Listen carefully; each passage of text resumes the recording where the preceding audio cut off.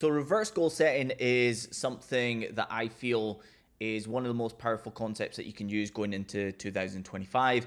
It's really simple. You may have even heard it before, done it before. If you've worked with us, then you'll know that I have shared this for about the last 6 years, every November or December with our clients and get them to go through a really, really detailed structure. But I'll overview it here so that you can potentially use it yourself to write better goals that are more likely to actually come to fruition in 2025. And first things first, I also did a session with our clients last month where I was talking about 2025 goals. And I was saying the difference between bigger and big. And simply setting goals that are bigger, 10% increase, 15% increase, 20% increase inside your business is likely to yield that type of a result. So if you ask yourself the questions of how to increase your revenue by 10%, then you're likely to get the answers that would actually yield that outcome at best. Tony Robbins says that we meet our must. So if that is our must, if that is the thing that we're focused upon, that's the thing that we're more likely to hit. However, if we set big goals, and I'm talking about doubling or tripling or quadrupling your revenue inside your coaching business, you naturally have to come up with different answers to that question. So setting big goals is a really, really important thing when going into this process in the first place. So I take our coaches through a 3-step process, and there's a couple of steps inside each one. The first step of the process is the reverse goal setting. Really simple. And then I'm going to go through how you make this really actionable. So the first step of the goal setting is to set goals 5 years away, 3 years away, and then 1 year away. What do you want in 2025? I get them to do this across all categories here. So when most coaches create their goals for the year ahead, they'll be forgiven for this because it's something that they feel like they have to focus on a day-to-day basis, and you should on a day-to-day basis, but they'll usually be focused upon revenue. What we do is we focus on revenue inside the business, then what is your take home pre-tax, then we go into everything into certain things like what products are you selling and at what price points. So they get to actually think about their business and what is the dead weight inside their business. How do they want to see things change? In 5 years' time, do they want to be running a completely different business model from right now? And I also, in those moments, will challenge them because I'll give them a couple of minutes between each one. And I'll usually say, and by the way, if you've created a completely different business that you want to be running in 5 years versus what you've got currently written for 2025, take that as something that needs actioned earlier.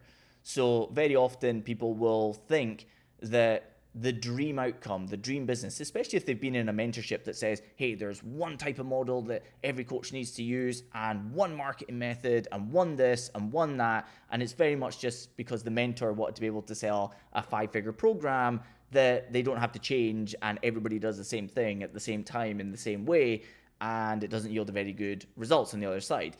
If you want to build a group model, we've got tons of coaches that are running super successful group models, some with between 300 and 600 active members, and it's premium group model, by the way, as well, not like $7 a month.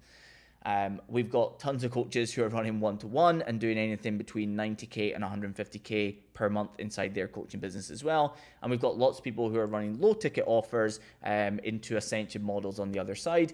And very often we have those running anywhere between 20K and 40 or 50K a month. It is tougher with the lower ticket stuff to yield incredible months on the other side. However, they can still yield really, really good chunky months, 20 to 50K months. And then on top of that, especially if you've got ascension models, they can very easily become those 6-figure months and above as well. Okay. But a lot of people will say, well, one-to-one coaching is the only way that you grow a successful coaching business.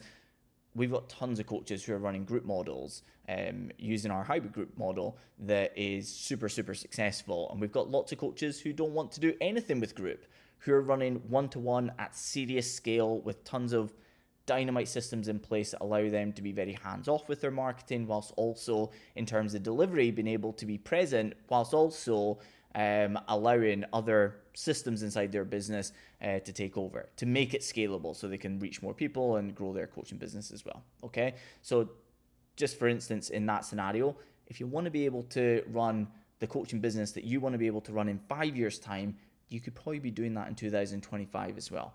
Now, we go right through everything inside their business, so their price points, right through to their personal hobbies, fitness, lifestyle, relationship goals, all of those things. We make it meaningful, okay? But here's the key thing that we're doing with that. We're making sure that we're not saying the dream scenario is in 5 years and 2025 looks completely different. If we just set 2025 goals, we very often go for vanity goals that are right in front of us, that are easy things to pluck out the air. If we set our 5-year goals and then we set our 2025 goals, we're more likely to create our 25 goals around where we ultimately want to be in 5 years. And sometimes it can give us big aha moments as well, that we're holding on to dead weight inside our business and we're not doing the things that help us build the business that we actually are going to be fulfilled jumping out of bed and running every single day. Okay? So that's the reverse goal setting at step 1. The second step here is setting benchmarks throughout the year. You can do this monthly, but most people's minds work, and my mind works this way as well, that if you set a benchmark for every single month, and every single month is slightly unpredictable in the sense that you can't say, this month I want to earn 20K, next month I want to earn 22, then 24, then 26, then 28. Instead, it's easier to break things down into quarters and to say, what do you want your monthly target to be? For instance, if we were talking revenue, if you wanted to go from 10K months to 20K months, well, then you could say by the end of March, I want to be hitting 12.5K months. By the end of June, I want to be hitting 15K months, and so on and so forth. Here's the other cool thing that happens when you do this second step. You can quite often find yourself in a position where you realize that your goals that you set were too small. When you realize that you have 90 days to increase your revenue from 10K a month to 12.5K a month, doubling your business across the entirety of the year, if you've got repeatable, profitable, and scalable systems running inside your coaching business, now doesn't seem like such a big task.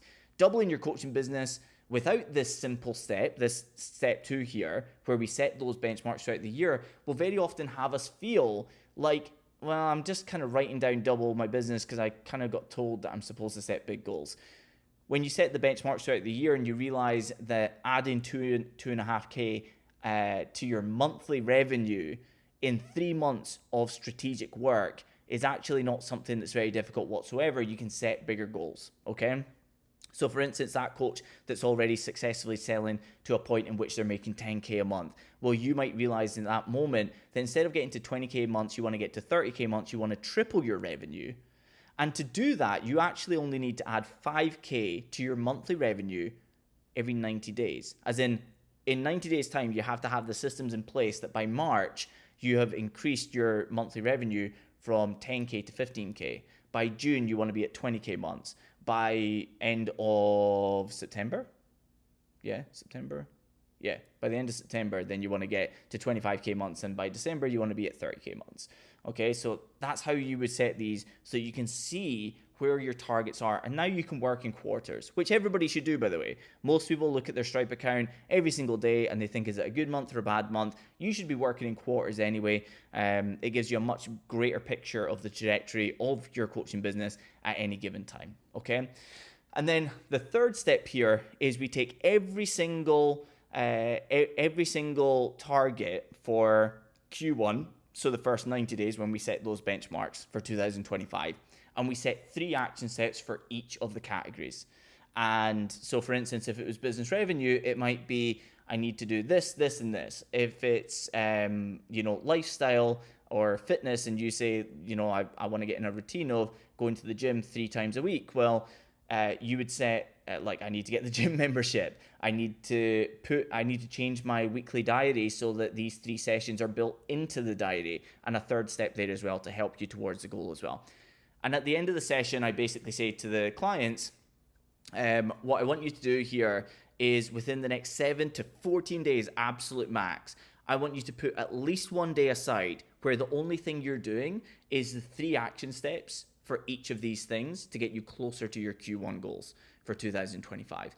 When you break things down, when you do reverse goal setting in the first instance, you create the business and life that you actually want to build. When you set the benchmarks across the year, things become more believable and it's more easily achieved as well. So you set bigger targets, you get more big aha moments, and then you're able to not get bogged down in the I need to try and triple my revenue from 10K to 30K months. You now go by March, I need to go from 10K months to 15K months, right? So it's much simpler to look at things that way, and it's going to avoid, analysis by or paralysis by analysis.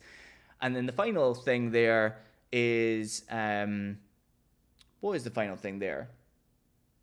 I've completely lost my train of thought. I'm not even going to edit this video. I'm just going to chop the first bit and the last bit of it. But basically, by doing this, you're going to be in a great position to make sure that you're building the type of business and lifestyle that you actually want. You set big goals and make them achievable by setting the benchmarks throughout the year. And then finally, you're going to be in a position where you know exactly what you need to do in the next 7 days at the start of January, for instance, to move meaningfully towards those goals from top to bottom, revenue right through to relationship goals.